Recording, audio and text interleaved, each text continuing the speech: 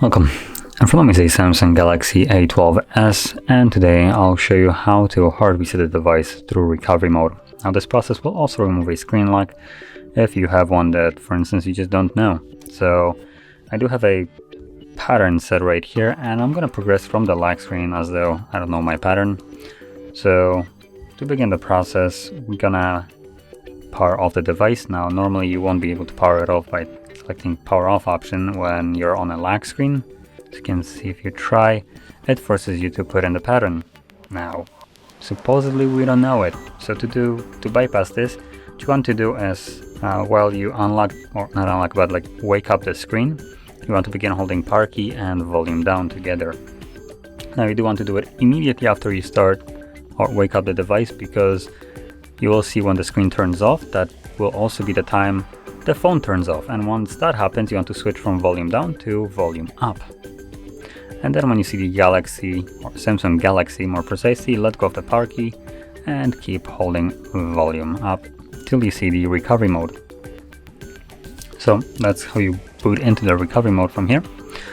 Now we'll go over this once more, just verbally, so you are, maybe you missed it. So when you wake up the screen, you hold power key, volume down, both of the keys at the same time. You're gonna hold it till the screen turns off, at which point you switch from volume down to volume up. And then once you see the Samsung Galaxy, specifically the Samsung Galaxy rating on the screen, let go of the power key, but keep holding volume up till you see the screen right over here. At which point, once you see this, you can let go of volume up as well.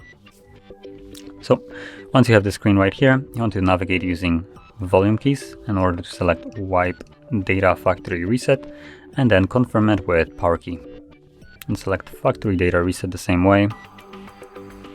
At the bottom you should see data wipe complete, and there it is.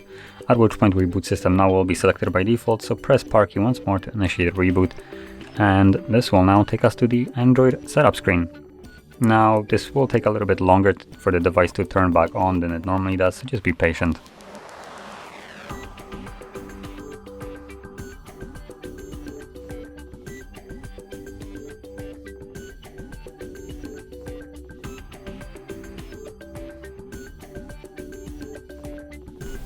And as you can see, now the process is finished and you can set up your device however you like.